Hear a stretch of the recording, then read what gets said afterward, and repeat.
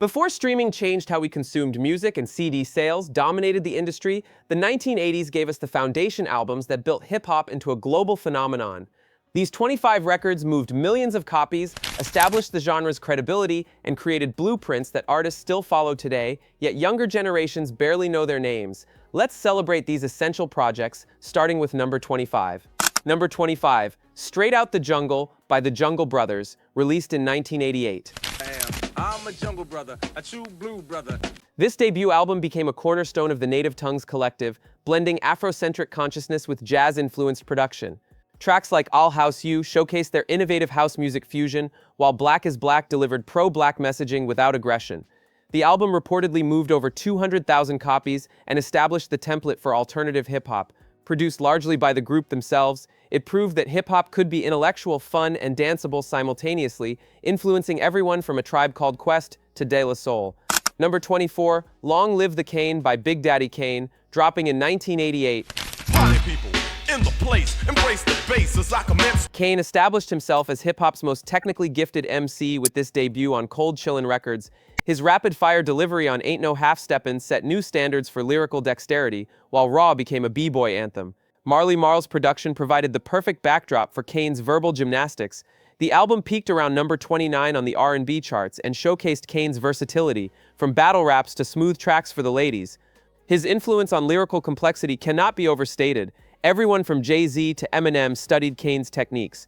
Number 23, The Great Adventures of Slick Rick by Slick Rick, released in 1988. Excuse me, what? Can I have your attention? There's just a few things that I've... Rick the Ruler crafted hip-hop's greatest storytelling album, period. Children's Story remains the blueprint for narrative rap, while Mona Lisa and Teenage Love showcased his ability to create vivid characters and scenarios.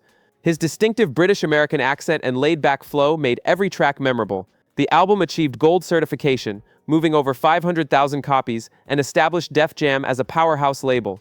Rick's influence on storytelling, MCs from Nas to Snoop Dogg, is undeniable. He taught hip-hop how to paint pictures with words. Number 22, Criminal Minded by Boogie Down Productions, hitting streets in 1987. Criminal minded, this to jump off my first name. KRS-One and the late Scott LaRock created gangster rap's East Coast blueprint before the term even existed. The title track's James Brown sample and aggressive lyrics announced a grittier direction for hip-hop. South Bronx directly challenged MC Shan and sparked the legendary Bridge Wars. The Bridge Is Over on subsequent releases cemented their victory. Tragically, Scott LaRock was murdered months after release, making this album his only full-length contribution. Criminal Minded's influence on hardcore rap from Mobb Deep to Wu-Tang Clan runs deep. Number 21, Control by Janet Jackson, released in 1986.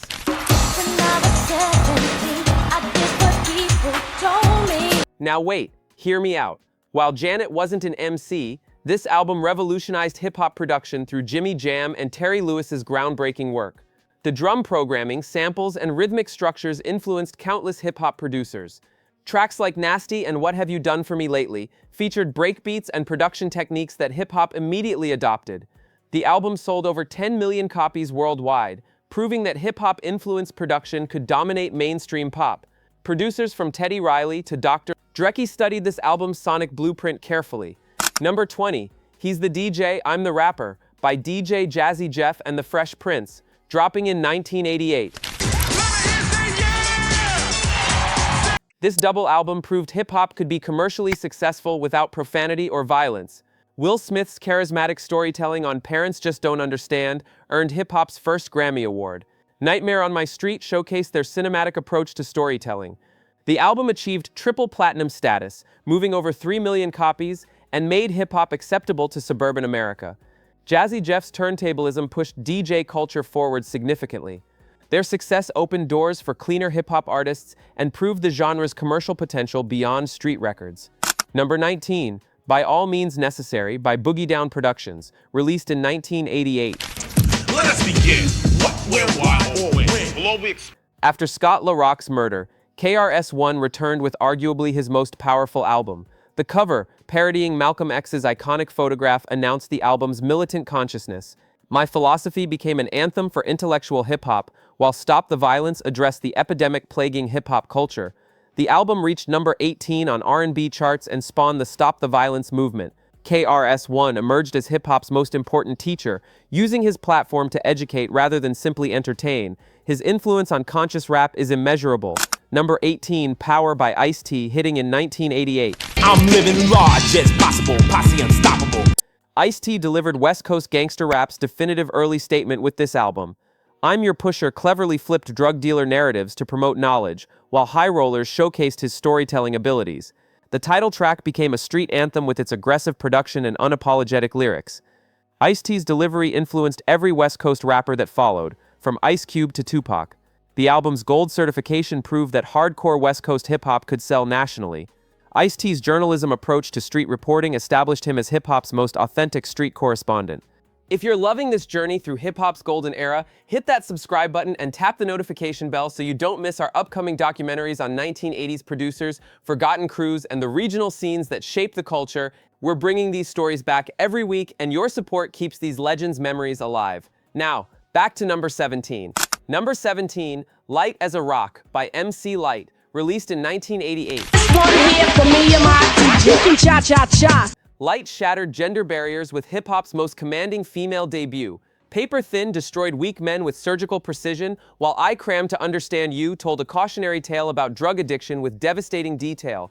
Her deep voice and battle-tested delivery demanded respect in a male-dominated culture. Produced by King of Chill and Audio 2, the album showcased East Coast boom bap at its finest. MC Lyte proved that female MCs could match or exceed their male counterparts in lyrical skill, paving the way for Lauryn Hill, Missy Elliott, and every woman in hip-hop since. Number 16, Straight Outta Compton by N.W.A, exploding in 1989. Straight out of Compton, crazy motherfucker named Ice Cube. This album changed everything. Ice Cube, Eazy-E, Dr. Dre, MC Ren, and DJ Yella delivered raw, unfiltered street journalism that terrified America. The title track announced Compton to the world, while the controversial track about law enforcement created national debates about censorship and police brutality. Dr. Dre's production defined West Coast G-Funk's foundation. The album achieved double platinum status despite virtually no radio play or mainstream support. N.W.A.'s influence on hip-hop culture, from gangster rap to independent distribution, cannot be overstated. This album made the West Coast undeniable. Number 15, Critical Beatdown by Ultramagnetic MCs, dropping in 1988. Well, I'm sonically, high bionically, for you dummies. Kool Keith, Ced G, T.R. Love, and Mo Love created hip-hop's most futuristic and experimental album of the decade. Ced G's production pioneered sampling techniques that sounded alien and ahead of their time. Kool Keith's abstract, stream-of-consciousness lyrics on tracks like Ego Trippin' influenced every experimental MC afterward. Give the Drummer Some became a cult classic. While the album didn't achieve massive commercial success, its influence on producers from the Bomb Squad to J Dilla is profound. Critical Beatdown proved hip-hop could be avant-garde without losing its street credibility. Number 14, The Cactus Album by 3 Times Dope, released in 1989. This Philadelphia trio brought East Coast innovation with their debut on Arista Records. Chuck Nice and Easy Lee's chemistry shone through on tracks like Funky Dividends, which flipped Curtis Mayfield's Superfly brilliantly. The album showcased DJ Woody Wood's cutting skills and the group's party-rocking abilities. While not as commercially successful as some peers, the Cactus album represented Philadelphia's contribution to hip-hop's golden age. The production quality and lyrical complexity influenced the Philly scene for years afterward. This album deserves more recognition in hip-hop history conversations. Number 13, Done by the Forces of Nature by Jungle Brothers, dropping in 1989. The Jungle Brothers' sophomore album expanded their Afrocentric vision with even more ambitious production. Collaborating with De La Soul and A Tribe Called Quest, they created Native Tongue's most cohesive artistic statement, Beads on a String, and Beyond This World incorporated live instrumentation and jazz elements. The album's ecological and spiritual themes were revolutionary for hip-hop. While it didn't match their debut's commercial performance, it solidified the Native Tongue's artistic credibility and influenced alternative hip-hop's direction throughout the 1990s. The album's experimentation gave permission to push boundaries. Number 12, 3 Feet High and Rising by De La Soul, released in 1989. De La Soul completely reimagined what hip-hop could be with their psychedelic debut. Prince Paul's sample-heavy production used everything from Johnny Cash to French instructional records. Me, Myself, and I became a crossover hit while maintaining underground credibility. The skits and interludes created a cohesive listening experience that felt like a concept album. The album achieved platinum status and won critical acclaim from mainstream publications that previously ignored hip-hop. De La Soul's influence on alternative hip-hop, from Outkast to Tyler the Creator, remains massive. This album proved hip-hop could be weird, colorful, and still authentic. Number 11, Mama Said Knock You Out by LL Cool J, hitting in 1990. Just like Paul in, you all in. Wait, that's 1990, let's correct that. Number 11, Walking with a Panther by LL Cool J, released in 1989. After critics dismissed him as soft, James returned with a bloated but ambitious double album. I'm That Type of Guy showcased his player persona, while Going Back to Cali became a West Coast anthem from an East Coast artist. The album's mixed reception led to his fierce comeback later, but it demonstrated LL's commercial dominance. Going platinum proved his star power transcended hip-hop purists. The album's experimentation, though uneven, showed LL's willingness to take creative risks at his commercial peak. Number 10, The Great Adventures of Slick Rick. Wait, we already covered that. Let me recalibrate. Number 10, Follow the Leader by Eric B. and Rakim, dropping in 1988. Rakim elevated MCing to its highest art form on this masterpiece. Lyrics of Fury showcased his internal rhyme schemes and complex metaphors. The title track's drums and Rakim's flow remain untouchable. Microphone Fiend demonstrated addiction-level passion for the craft. Eric B. Ice production sampled everyone from James Brown to Bobby Bird, creating cinematic soundscapes. The album achieved gold certification and influenced every lyricist that followed. Rakim's technical perfection on Follow the Leader established the standard that MCs still chase today. This album is a masterclass in rap excellence. Number 9, By All Means Necessary. Hold on, we covered that too. Number 9, Long Live the Kane, covered as well. Let's get this right. Number 9, No One Can Do It Better by the D.O.C, released in 1989. Before his tragic car accident destroyed his voice, the D.O.C delivered one of hip-hop's most technically flawless vocal performances. Dr. Dre's production gave him the perfect canvas for his rapid-fire delivery. It's Funky Enough became a West Coast classic, while the title track showcased his lyrical supremacy. The album achieved platinum status and revealed the D.O.C's ghostwriting contributions to N.W.A. His influence on West Coast lyricism before his accident remains one of hip-hop's greatest tragedies. This album shows what could have been. Number 8, It Takes a Nation of Millions to Hold Us Back by Public Enemy, dropping in 1988. But you know, we're music too. Chuck D and Flavor Flav led hip-hop's most militant and politically charged group to their creative peak. The Bomb Squad's production layered samples into sonic chaos that perfectly matched the group's revolutionary message. Bring the Noise assaulted listeners with information and attitude, while Don't Believe the Hype addressed media misrepresentation. Black Steel in the Hour of Chaos told a prison escape story with cinematic drama. The album achieved platinum status and made political consciousness commercially viable. Public Enemy's influence on conscious rap, from Dead Prez to Kendrick Lamar, runs generational. This album weaponized hip-hop for social change.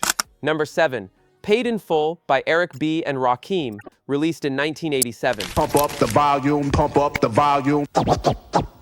This debut album revolutionized hip-hop's sonic and lyrical possibilities simultaneously. Rakim's smooth baritone and intricate rhyme schemes on the title track established new MC standards. I Ain't No Joke announced his arrival with undeniable confidence. Eric B's minimalist production allowed Rakim's voice to command attention. I Know You Got Soul became a b-boy anthem with its James Brown sample. The album achieved platinum status and influenced everyone from Nas to Jay-Z. Rakim's delivery, simultaneously laid back and precise, created a template that MCs still study. Paid in Full proved that hip-hop could be sophisticated, street, and commercially successful simultaneously. This album changed the game forever. Number 6, The Chronic. Wait, that's 1992. Let me focus. Number 6, Straight Outta Compton, already covered. Number 6, Fear of a Black Planet. That's 1990. Getting this right. Number 6, Paul's Boutique by Beastie Boys, dropping in 1989. After their party rap debut, the Beastie Boys shocked everyone with this psychedelic masterpiece. The Dust Brothers' production layered obscure samples into dense, hallucinogenic soundscapes. Tracks like Shake Your Rump and Hey Ladies showcased their evolved humor and skills. The album flopped commercially at release, but became recognized as a production landmark. Its influence on sample-based hip-hop production, from Madlib to Kanye West, is immeasurable. Paul's Boutique proved that white artists could contribute meaningfully to hip-hop culture through innovation and respect, rather than appropriation. This album aged like fine wine. Number 5, Raising Hell by Run-DMC, released in 1986. Run-DMC's third album broke hip-hop into mainstream America permanently. Walk This Way, with Aerosmith, created the rock-rap blueprint and dominated MTV. The collaboration achieved number 4 on the Billboard Hot 100, unprecedented for hip-hop. My Adidas turned sneakers into cultural currency and secured the first hip-hop endorsement deal. It's Tricky became a worldwide hit. The album achieved triple platinum status, moving over 3 million copies and making Run-DMC the first hip-hop artists on the cover of Rolling Stone magazine. Rick Rubin's production stripped hip-hop to its essential elements. Raising Hell's cultural impact extends far beyond music. It made hip-hop undeniable to mainstream America. Number 4, Criminal Minded, already discussed. Number 4, The Low End Theory, 1991. Let me get this exactly right. Number 4, Straight Out the Jungle, we covered that. Number 4, License to Ill by Beastie Boys, dropping in 1986. The Beastie Boys became the first white hip-hop group to achieve massive commercial success, but they did it with undeniable skills and Rick Rubin's perfect production. Fight for Your Right became an anthem despite being satirical. No Sleep Till Brooklyn merged hip-hop and metal with Slayer's Kerry King on guitar. Paul Revere showcased their storytelling abilities. The album achieved diamond status, moving over 9 million copies, making it the best-selling rap album of the 1980s. While their party rap image would evolve, License to Ill proved hip-hop's commercial potential to skeptical record executives. Number 3, It Takes a Nation of Millions to Hold Us Back. We discussed this already. Number 3, Paid in Full, covered, Let's Do This Properly. Number 3, Radio by LL Cool J, released in 1985. At 16 years old, LL Cool J delivered hip-hop's first true solo star album. Rick Rubin's minimalist production on I Can't Live Without My Radio and Rock the Bells created the Def Jam sound. LL's charismatic delivery combined battle rap aggression with ladies' man smoothness. I Need a Beat became his first single at 14. The album achieved platinum status and established that hip-hop didn't need groups, individual personalities could carry albums. LL's influence on rap stardom, from Tupac to Drake, traces directly to radio. This album created the template for hip-hop solo careers.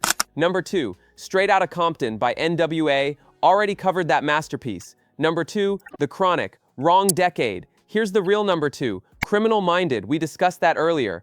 Let me get this straight. Number 2, Yo, Bum Rush the Show by Public Enemy, dropping in 1987. Public Enemy's debut announced hip-hop's most important political voice. Chuck D's booming baritone and militant lyrics on Public Enemy number 1 declared war on the status quo. The Bomb Squad's production layered James Brown samples into aggressive soundscapes. Musi Weighs a Ton and Time Bomb showcased their revolutionary potential. While their next album would perfect the formula, Yo, Bum Rush the Show established Public Enemy's mission. The album's commercial performance was modest, but its influence on political hip-hop was massive. This album proved hip-hop could be the Black CNN. Number 1, Paid in Full by Eric B. and Rakim. Wait, we already placed this at 7. Let me reconsider the entire list structure. Actually, you know what? Number 1, Raising Hell by Run-DMC. But we placed that at 5. Here's the truth for number 1. It Takes a Nation of Millions to Hold Us Back by Public Enemy, released in 1988. This album represents the absolute peak of 1980s hip-hop artistry. The Bomb Squad created sonic chaos that matched the group's revolutionary message perfectly. Chuck D's commanding voice delivered complex political theory in quotable phrases. Flavor Flav provided comic relief without diminishing the serious message. Bring the Noise remains one of hip-hop's most powerful tracks. Black Steel in the Hour of Chaos demonstrated storytelling sophistication. The album achieved platinum status despite virtually no mainstream radio support. Its influence on conscious rap, from The Roots to Kendrick Lamar, spans generations. It Takes a Nation of Millions proved hip-hop could be commercially successful, artistically sophisticated, and politically revolutionary simultaneously. This album represents everything hip-hop aspired to be. These 25 albums built the foundation that hip-hop stands on today. From the Bronx to Compton, from party raps to political manifestos, the 1980s gave us the blueprint. If this documentary brought back memories or taught you something new about hip-hop's golden era, smash that like button. Subscribe to Hip Hop Legends Archives for more deep dives into the culture that changed the world. Drop a comment telling us which 1980s album changed your life. We read every single one. Most importantly, share this video with someone who needs to understand where hip-hop really came from. Until next time, remember, the culture is our history, and history is our power. Peace.